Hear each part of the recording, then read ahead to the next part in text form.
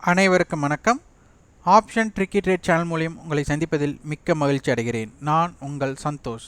நான் செபியில் பதிவு பெற்ற பங்காளர் கிடையாது. இது பயிற்சிக்கான வீடியோ. எந்த பரிந்துரையும் நாம் வழங்குவது இல்லை.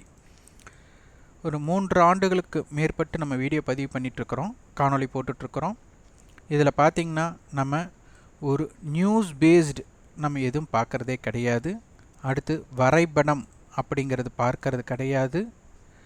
வேர்ல்டு மார்க்கெட் இம்பேக்ட் நம்ம பார்க்கறது கிடையாது. இண்டிகேட்டர்ஸ் பார்க்கறது கிடையாது. எஃப்ஐஐ டிஐ டேட்டா பார்க்கறது கிடையாது. இது இல்லாமல் 3 வருடத்திற்கு மேலே நம்ம வீடியோ பதிவு பண்ணிகிட்ருக்கோம். நீங்கள் பார்த்தாலும் தெரியும், இதை பற்றி நம்ம எதுவுமே எடுத்துக்கிறது இல்லை. அப்போ நம்மளுடைய பார்வை சந்தையில் ஆப்ஷன் பிரீமியத்தின் அடிப்படையில் தான் நம்ம பார்த்துட்டு வர்றோம். இது முதலில் உங்களுக்கு உதவுகிறதா அப்படிங்கிறத நீங்கள் ஃபீட்பேக்காக பதிவு பண்ணணும், கமெண்ட் பாக்ஸில் பதிவு பண்ணணும். காரணம் என்னென்னா, ஒரு விஷயத்தை நம்ம இதுதான் அப்படின்ட்டு பண்ணாமல் அது நீங்களாக புரிஞ்சுக்கிற வண்ணம் நம்ம அதற்குண்டான குறிப்புகள் கொடுத்துட்ருக்குறோம். சில கமெண்ட்ஸ் சின்ன மன வருத்தத்தை ஏற்படுத்துது.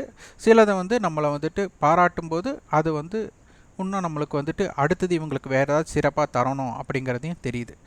இருந்தாலும் சில பதிவுகள் நீங்கள் புரிந்து கொள்ளாமல், அதாவது இங்கே இருக்கிறவங்க எல்லாரும் என்னென்னா ப்ராஃபிட் அண்ட் லாஸ் ரிப்போர்ட்டை காமிச்சு டெய்லி அவங்களோட ப்ராஃபிட் லாஸ், அதாவது லாபம் எடுக்கும்போது சந்தோஷத்தையும் நஷ்டமடையும் போது அனுதாபத்தையும் பெற்றுக்கொண்டு அதையே வெளிப்படையாக கொடுத்துட்ருக்காங்க. இது நம்மளுக்கு முக்கியமே கிடையாது. ஒருவர் லாபம் அடைகிறாரு நஷ்டம் அடைகிறாரு அப்படிங்கிறது முக்கியமே கிடையாது. ஏன்னா என்னுடைய பார்வையில் நான் எப்படி எதிர்கொள்கிறேன் அப்படிங்கிறத ரொம்ப முக்கியம். முதல் பங்கு சந்தையை பொறுத்தவரை நான் லாபம் ஈட்டுறேன் அப்படின்னா அது இன்னொருத்தர், அதாவது பசியில் இருக்கிறவங்க முன்னாடி போய் உட்காந்து சாப்பிட்ற மாதிரி அர்த்தம். நிறைய பேர் இதுக்கு வேறு மாதிரி விமர்சனம் பண்ணலாம், ஆனால் என்னுடைய பார்வையில் அதுதான். அப்போது என்கிட்ட இருக்கிற முதலீடுக்கு நான் என்ன முடிவெடுக்கும் திறன் அடிப்படையில் என்னுடைய பேக்ரவுண்ட், என்னுடைய குடும்பத்தை சார்ந்து எப்படி இருக்குது அப்படிங்கிற அடிப்படையில் இது அனைத்துமே பொருந்தும். இங்கே ஒருத்தர் குடும்பத்தையே நிலைநாட்டிகிட்டு இருப்பார்.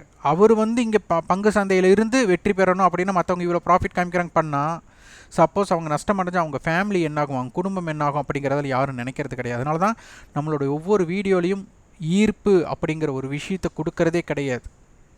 இது ரொம்ப ரொம்ப தவறு. P&L ரிப்போர்ட் அப்படிங்கிறது உங்களுக்கு பிடித்திருந்தால் நீங்கள் இந்த காணொலியை பாருங்கள். பிடிக்கலையா, யாரெல்லாம் உங்களுக்கு P&L ரிப்போர்ட் காமிக்கிறாங்களோ அவங்க என்னென்ன சொல்கிறாங்களோ பின்பற்றுங்க.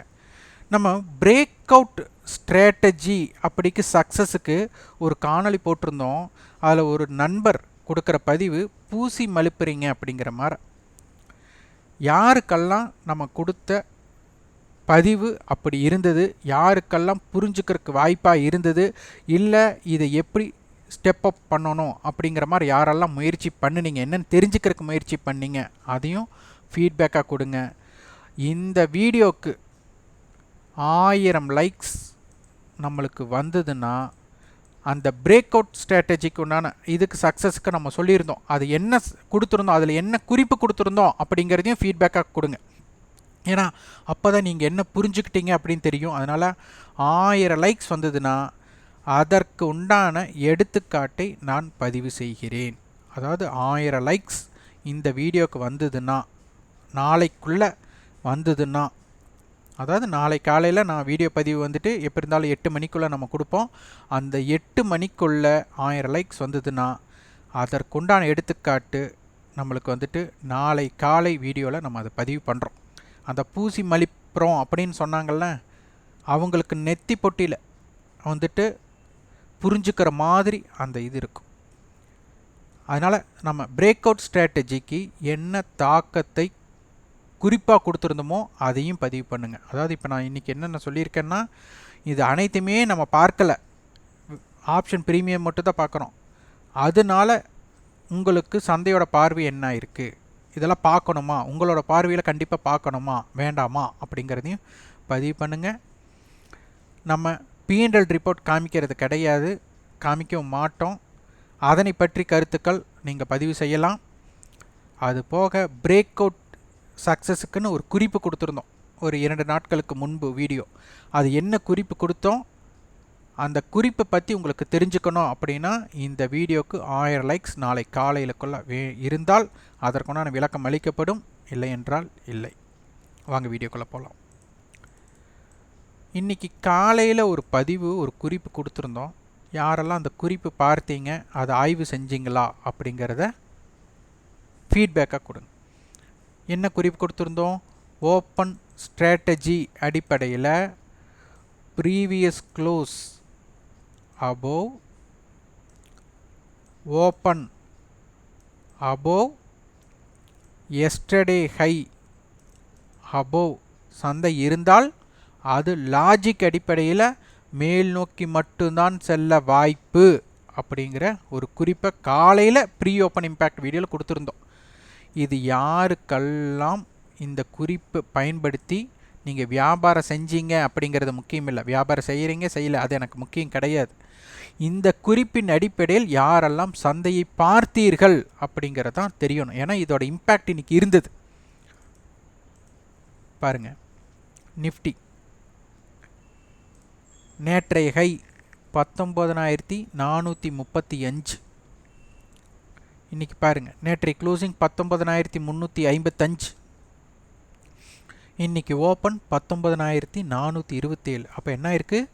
Previous close above open. அதாவது இந்த இடத்துல previous close above open. Okay, அப்போ இந்த கிரைட்டீரியா என்ன சொல்லுது? சந்தை பாசிட்டிவ்னு சொல்லியாச்சு.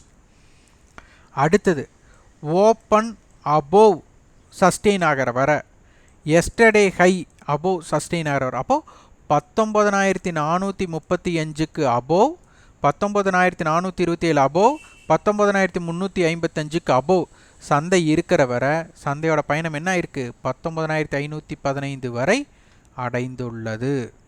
நம்ம என்ன சொன்னோம்? எஸ்டர்டேக்கு அதுக்கு அடுத்த கை. அப்போ நம்ம என்ன சொன்னோம்? 19,512 மட்டும் போகலாம் அப்படிங்கிற குறிப்பும் அதில் இருந்தது. அது யாரெல்லாம் இன்றைக்கி ஆய்வு செஞ்சீங்க அப்படிங்கிறதையும் ஃபீட்பேக்காக கொடுங்க. ஒரு விஷயத்துக்காக எவ்வளவு குறிப்புகள் நம்ம சந்தையில் கொடுக்குறோம் அப்படிங்கிறது ரொம்ப முக்கியம். வெறுமனே சும்மா யாரோ பெத்த பிள்ளை பேசிகிட்ருக்கு அப்படிங்கிற மாதிரியே சிலரெல்லாம் வந்து கமெண்ட் கொடுக்குறீங்க. உங்களுக்கெல்லாம் பிடிக்கல அப்படின்னா இந்த காணொலி பார்க்காதீங்க. அதாவது அதுக்கு வந்து நெகட்டிவாக எதிர்மறையாக கமெண்ட் கொடுக்கணுன்ட்டு நீங்கள் வந்துட்டு, அதுவும் ஒருத்தர் ஃபோன் பண்ணி கால் பண்ணி எதற்காக நீங்கள் வீடியோ போடுறீங்கன்னு கேட்குறேங்க. இதில் ஏதாச்சும் ஒரு பயன் இருக்கா? நீங்கள் போடுறதுல உங்களுக்கே ஒரு பயன் இருக்கா? உங்களுக்கு காசு வருதுங்கிறக்கோசரம் ஒரு வீடியோ போடுறீங்களே அப்படின்னு கேட்குறாரு. இது எவ்வளவு பெரிய ஒரு மடத்தனம்! உங்களுக்கு பிடிக்கலையே பார்க்காதீங்க. இதுக்கு கஷ்டப்பட்டு ஃபோன் பண்ணி திட்டுறக்குன்னு கூப்பிட்ற இதுக்கு உங்களுக்கு பயனுள்ள வகையில் ஏதாச்சும் ஒரு பயன்படுத்தி இருந்தால் அது சிறப்பாக இருக்கும். இதுதான் ஒரு மன வருத்தத்தை ஏற்படுத்தக்கூடிய இது. ஒரு 3 வருடமாக நம்ம ஒரு வீடியோவில் ஒரு ஈர்ப்பே கொடுக்க கிடையாது. இது நீங்கள் பங்கு சந்தையில் சாதிச்சிடலாம். எல்லாரும் பாருங்கள், ஒரு வீடியோ பதிவு போட்டிருப்பாங்க, தினமும் டெய்லி 500 1000 சம்பாதிப்பது எப்படி, ஒரு 10,000 கேபிட்டலை வச்சு சம்பாதிப்பது எப்படி, 50,000 கேபிட்டலை வச்சு எப்படி, இப்போல்லாம் 1 லட்சம் அந்த மாதிரியெல்லாம் போயிட்டு 1 கோடி போயிட்டு 100 கோடி சம்பாதிப்பது எப்படின்னெல்லாம் வீடியோ போட ஆரம்பிச்சாச்சு. அதை பார்க்கறதுக்கு நிறைய கூட்டங்கள். அது நம்ம தப்பு சொல்ல மாட்டோம். ஏன்னா மற்றவர்களை குறை சொல்லி வளர்வது நம்மளோட வளர்ப்பு கிடையாது. நம்மக்கிட்ட ஏதாச்சும் ஒரு சிறப்பு இருக்கணும், அதையே மேம்படுத்தி காண்பித்து, அதுதான் ரொம்ப ரொம்ப முக்கியம். அப்படித்தான் நம்ம வீடியோ பதிவு பண்ணிகிட்ருக்கோம். இதுவரை பார்த்திங்கன்னா யாரையும் நம்ம குறை சொன்னது கிடையாது. குறை சொன்னோன்னா இப்போ எதிர்மறையாக நம்ம வேறு சேனல்ஸை சார்ட் போடுறவங்கெல்லாம் முட்டாள்கள் அப்படின்னு நம்ம வீடியோ போடுறதே கிடையாது. ஏன்னா சார்ட் அவங்க பார்க்குறது அவங்களோட சிறப்பு. அதனால் அது நான் முட்டாள்னு சொன்னேன்னா நான் தான் முட்டாள். அதனால் சார்ட் பார்ப்பவர்களெல்லாம் முட்டாள்கள் அப்படின்னு நம்ம வீடியோ போட்டது கிடையாது. அது நம்மளுக்கு அந்த பதிலை நான் போட்டாலே நான் முட்டாள்னு அர்த்தம். மற்றவர்கள் செய்வதை நம்ம வந்து சுட்டி காட்டக்கூடாது. நம்மக்கிட்ட என்ன இருக்குது அதை நம்ம மேம்படுத்தி காண்பித்து வரணும். அதனால் இதுவரை நம்ம அந்த மாதிரி வீடியோ பதிவுகள் கொடுத்ததே இல்லை. இதை மட்டுமே தான் கொடுத்துட்ருக்கோம். 3 வருஷமாக கொடுத்துட்ருக்குறோம். சரி, வாங்க வீடியோக்குள்ளே போகலாம். 44,860 பேங்க் நிஃப்டி நெட் க்ளோஸ். இன்றைய ஆரம்பம் 44,998. ஹை பார்த்திங்கன்னா 45,139. நேற்றைய ஹையை பிரேக் பண்ணல. அப்போது நிஃப்டி வந்துட்டு நேற்றைய ஹையை பிரேக் பண்ணியிருக்கு, பேங்க் நிஃப்டி பிரேக் பண்ணல. அதுலேயே முரண்பாடு அப்படிங்கிறது வந்தாச்சு.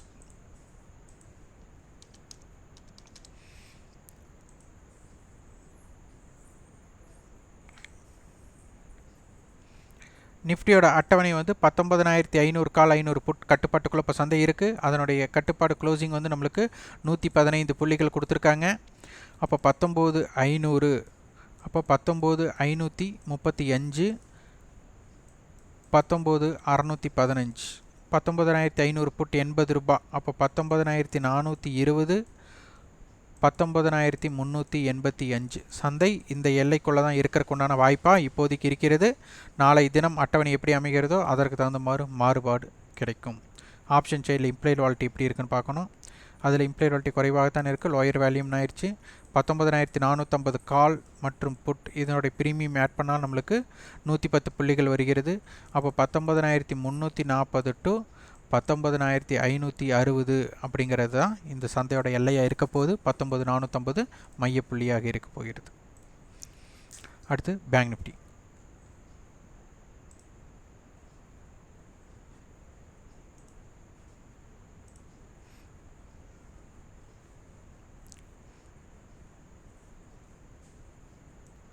பேங்க் நிஃப்டி 45,500 கால் 500 புட் வந்து கட்டுப்பாடாக இருக்க வச்சுருக்காங்க. அப்போ 45,000 அப்படிங்கிறது மையப்புள்ளி. 45,000 கால் 100 ரூபா. அப்போ 45,100. 45,000 புட் நம்மளுக்கு 284 ரூபா. 300 ரூபாய்னு வச்சுட்டாலும் கூட 44,700. அப்போ சந்தை இந்த கட்டுப்பாட்டுக்குள்ள 45,000 கால் அண்டு புட்டோட கட்டுப்பாடு இதற்குட்பட்டு தான் இருக்க போகிறது. இந்த எல்லையில் நம்மளுக்கு எஸ்டர்டே ஹைலோ பிரேக் அவுட் எப்படி இருக்கோ அதற்கு தகுந்த மாதிரி உங்களோட வியாபார அமைப்பை பயன்படுத்தி கொள்ளுங்கள். 44,700 கால் புட் 255 105. அப்போ 360 பாயிண்ட்ஸ் வருது. அப்போ 300 பாயிண்ட்ஸ் நம்ம வச்சுட்டாலும் கூட 360 பாயிண்ட்ஸ் வச்சு 400 பாயிண்ட்டாக வச்சுட்டாலும் கூட 44,300 45,100 இதற்குள் சந்தை உட்பட்டு இருக்க போகிறாங்க அப்படிங்கிறது 44,700 மையமாக வைத்து பாருங்கள். இம்ப்ளைட் வாலிட்டி கொஞ்சம் பேங்க் நிஃப்டியில் வந்துட்டு கால் சைடு அதிகரிச்சிருக்கு, புட் சைடு வந்துட்டு 15க்கு உட்பட்டு தான் இருக்குது. அப்போது மிகைப்படுத்தின மதிப்பு நம்மளுக்கு கால் சைடு காமிச்சிட்ருக்கு. இதனோட வாய்ப்பு எப்படி இருக்கும் அப்படிங்கிறதை ஆய்வு செய்து கொள்ளுங்கள். இந்த வீடியோக்கு நம்மளுக்கு 1000 லைக்ஸ் கொடுத்தால் நம்மளுக்கு வந்துட்டு அது காலையில் பதிவுக்குள்ளே கொடுத்தா அந்த பிரேக் அவுட், ஏன்னா ஒருத்தர் வந்து பூசி மழுப்புறாங்க அப்படின்னு கொடுத்துருக்காரு, அவருக்கு உண்டான பதிலாகத்தான் இது இருக்க போகுது. அதனால் 1000 லைக்ஸ் வந்ததுன்னா அதற்குண்டான விளக்கம் நாளை தினம் காலையில் பதிவாக கிடைக்கும்.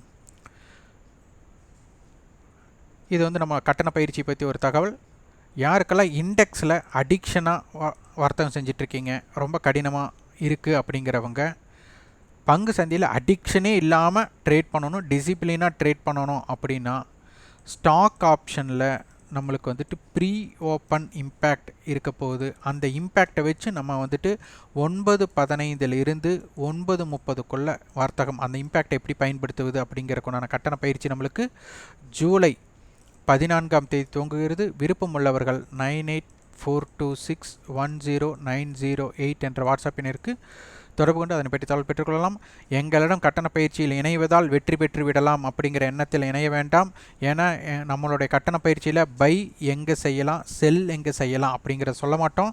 நாங்கள் ஒரு ஸ்ட்ராட்டஜி பின்பற்றுறோம், அதை நீங்கள் பின்பற்றுங்க அப்படிங்கிறதெல்லாம் இருக்காது. உங்களுடைய பார்வையில் சந்தையை எப்படி அணுகணும் அப்படிங்கிறது தான் இந்த கட்டண பயிற்சி நோக்கமாக இருக்கும். அதனால் எங்களிடம் இணைந்தால் வெற்றி பெற்று விடுவோம் அப்படிங்கிற எண்ணத்தில் இணைய வேண்டாம். இந்த வீடியோ உங்களுக்கு பயனுள்ளதாக இருந்தால் லைக் பண்ணுங்கள், ஷேர் பண்ணுங்கள், சப்ஸ்கிரைப் பண்ணுங்கள். கண்டிப்பாக உங்கள் ஃபீட்பேக்கை கமெண்ட் பாக்ஸில் பதிவு பண்ணுங்கள். நன்றி, வணக்கம்.